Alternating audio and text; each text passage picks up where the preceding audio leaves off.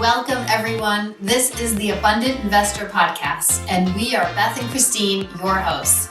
We are here to show you how you can live your rich life right now with the power of an abundance mindset and tools the wealthy have used for years that are accessible to the rest of us. Things like real estate investing and using the powerful benefits of life insurance. We're so glad you're here. Now let's dive in. Hello, everyone. It's Christine and Beth from the Abundant Investor. Hey, everybody. Today, we're going to talk about the 40s. Yes. We call it the daycare decade because at this point, your kids are in the thick of all their activities, whether it's daycare, whether it's sports, music lessons, and let's face it, kids are expensive. Oh my God, they're very expensive. Before we jump into that, last week we started with telling you a little bit about us and at the Abundant Investor and who we are and why we started this and some of our fundamental beliefs. And I thought today we'd talk a little bit about a word called figure-outability. And it's something that Christine and I both have within ourselves. And I think it was something that really made us click when we first started talking about this because we're like, well, could we do it? And we'd say, yeah, why not? We just figure it out. And it's been a theme for both of us in the things that we do with Abundant Investor, right? Like we figured out new way to manage our money. We figured out ways to invest in real estate. We figured out ways to look at finances differently and shift our mindset, right? We knew there was a different way. And so I think it's a core skill for our team, and it's something that we bring to the work that we do with you. And whether or not you can identify with being figure-outable, it's something that we definitely will bring to the work that we do with you, and we'll figure it out no matter what your situation. We've seen so many different scenarios in working with clients who are interested in changing the way that they do their finances and think about wealth and build their wealth, that we're pretty certain we can come up with something for almost everyone. That's right. All right, so let's jump into the 40s. Holy Toledo. It's an expensive time of life. You know, I mean, here we are. You have, you enter off into the 40s. You may have kids just wrapping up daycare.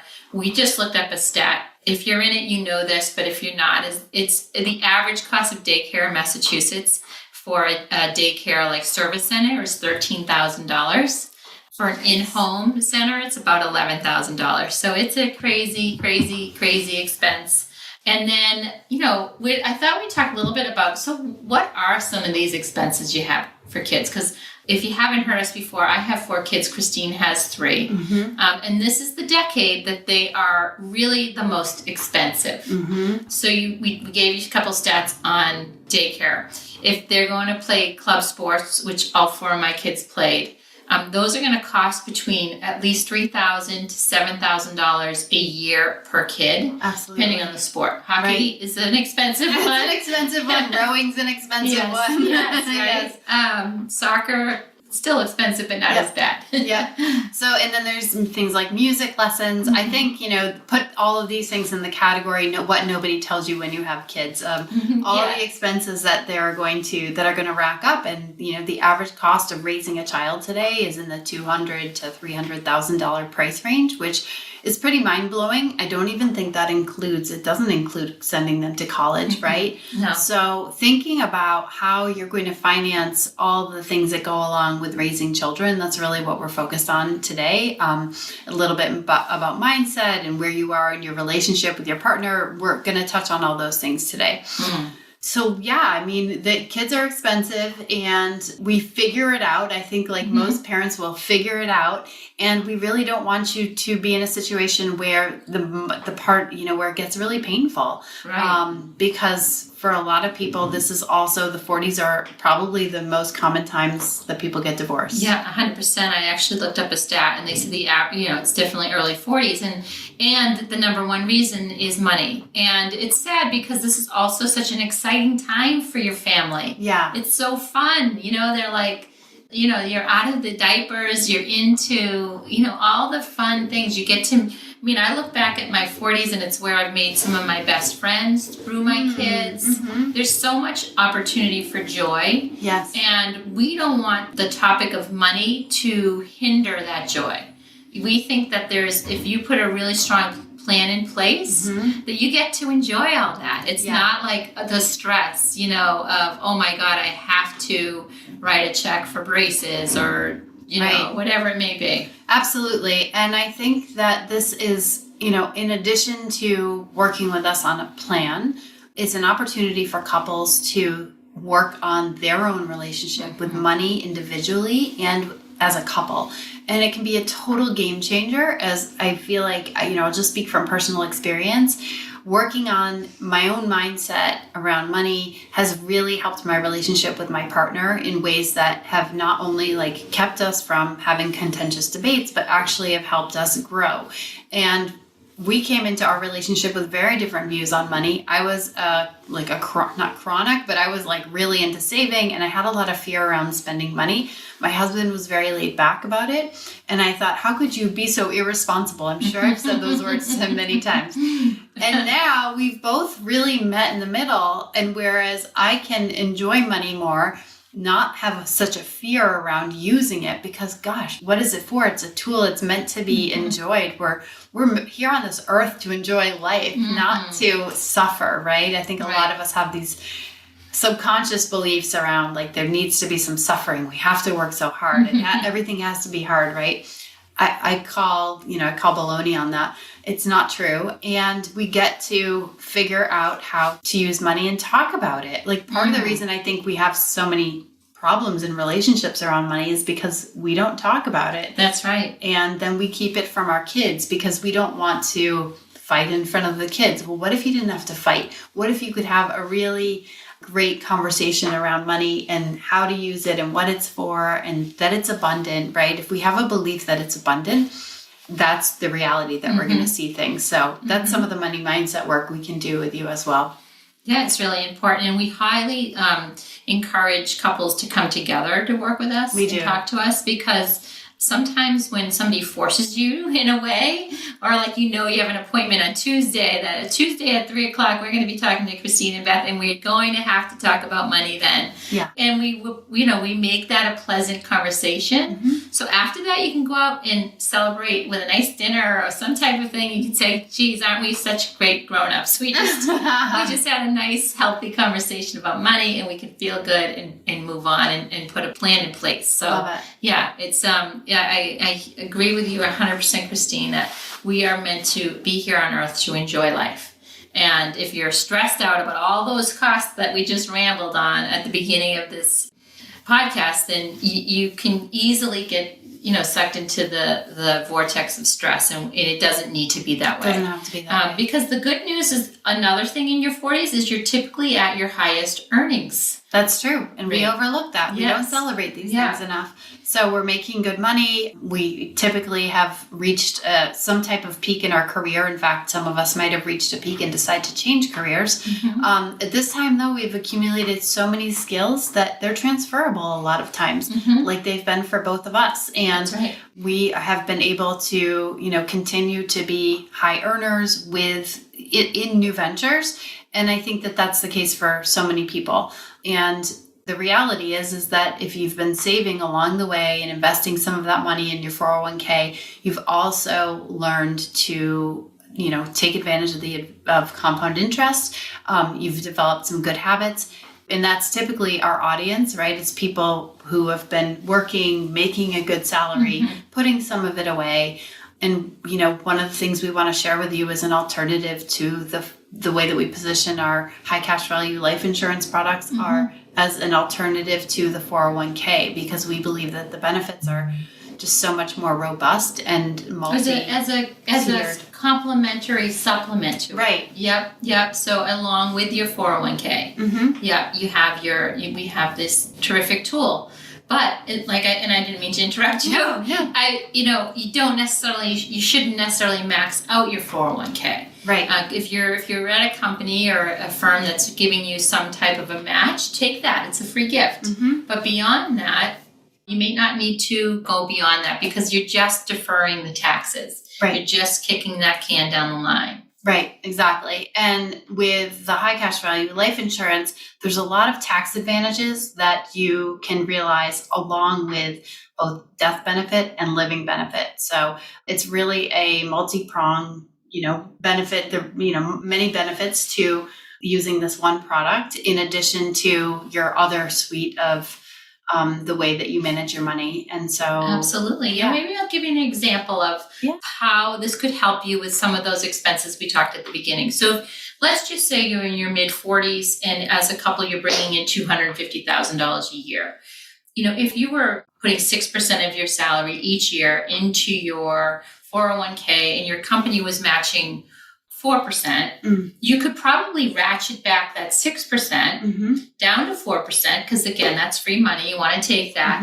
And the delta there, the difference between that would be a great place to start to use to fund a high cash value life insurance policy. So let's just say on average, that was say $6,000 a year. As a starting place, you could even put more in. Let's say you put $10,000 in a year and you started that in your early 40s. Well, by the time you're in your mid 40s, you should have a cash value that's close to, $50,000 and maybe a little bit less than that. And that's money that you have available to you today to use for things like the $6,000 braces or the $7,000 hockey club, right? Or the, whatever it may be.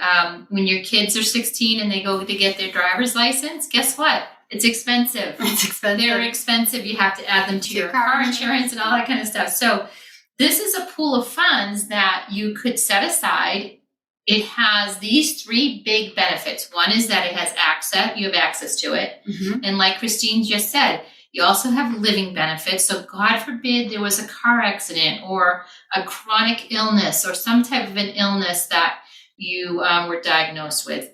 And then terrible to even think about it, but God forbid you hear these stories of people in their 40s that, terribly have, some type of either a health issue they didn't know about or a heart attack or something like that. So you've also prepared that young family of yours to be just fine in life. God forbid something happens. Yeah. So it has these three really big benefits.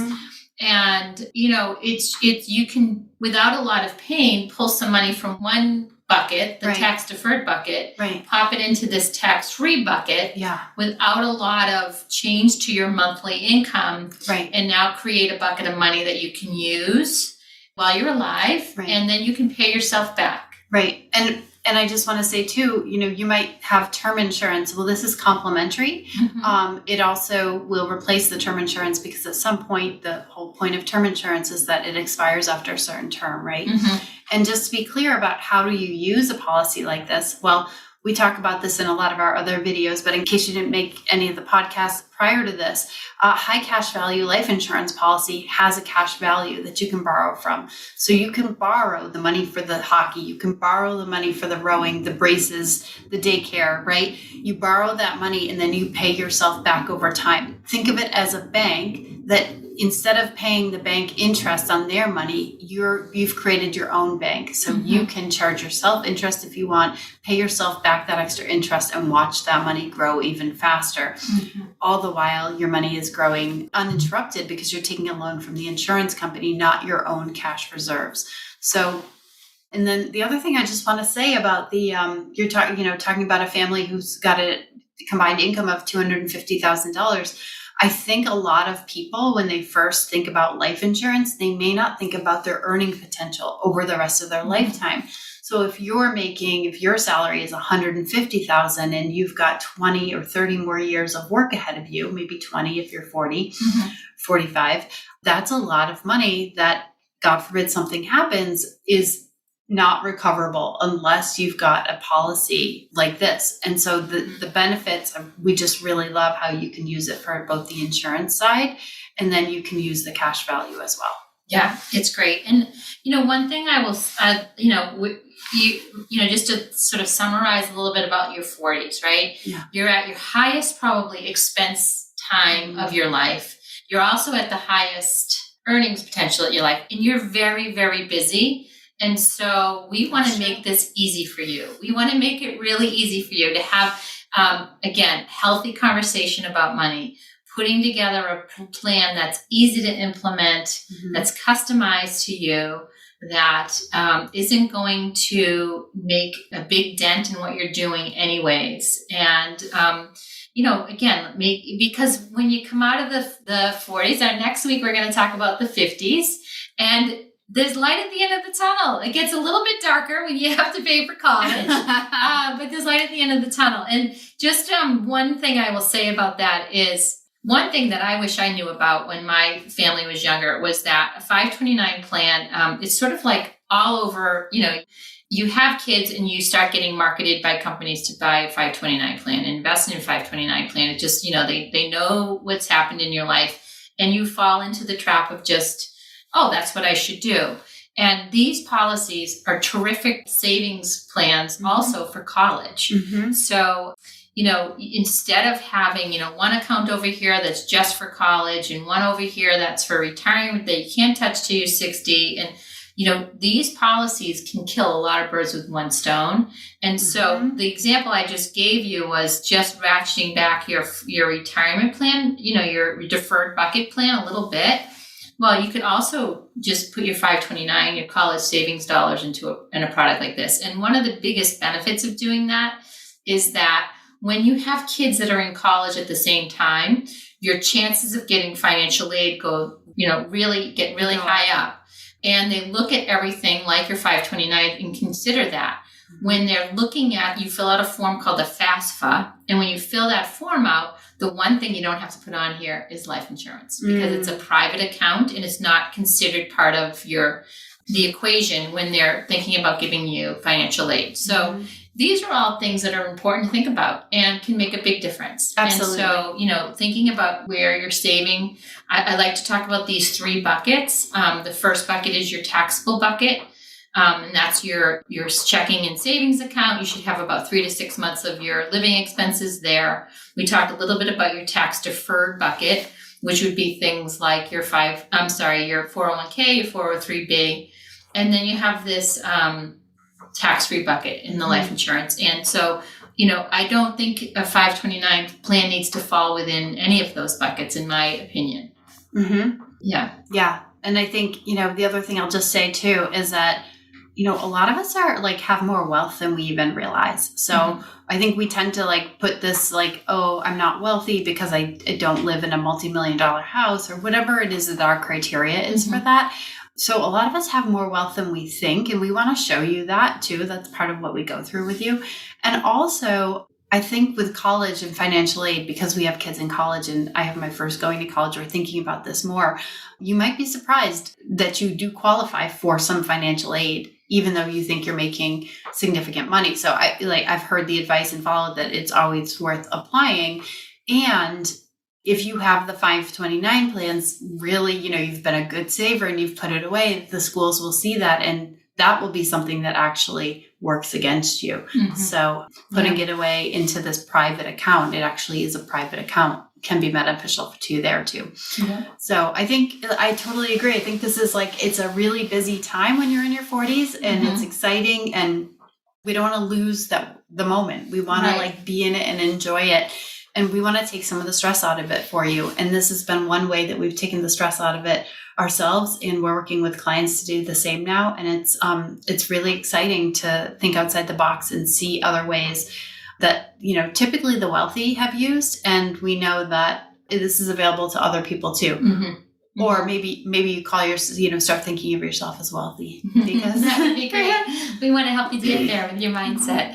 So people can find us where, Christine? They can. Yeah. You're listening here on our podcast. Mm-hmm. We have a website called theabundantinvestor.com. And we're on social media. We're on TikTok, Instagram, and Facebook. Look up The Abundant Investor with an H, and you'll be sure to find us. Absolutely. And then in all of those places, you can sign up for a complimentary introductory call where we can spend 15 or 30 minutes learning a little bit about what your situation is. Mm-hmm. And we encourage you to come together on those calls as a couple, if you're part of a couple. And we can put together a really nice plan that in the experience, we promise will be pleasant and not stressful. Thanks, everyone. We hope you've enjoyed this episode of the Abundant Investor Podcast and learned something new. We would love to hear from you. And if you did get something from this episode, please subscribe and rate this podcast so more people can find it and live their rich lives too. And remember, an abundant mindset means there's always plenty to go around, and through giving, we receive.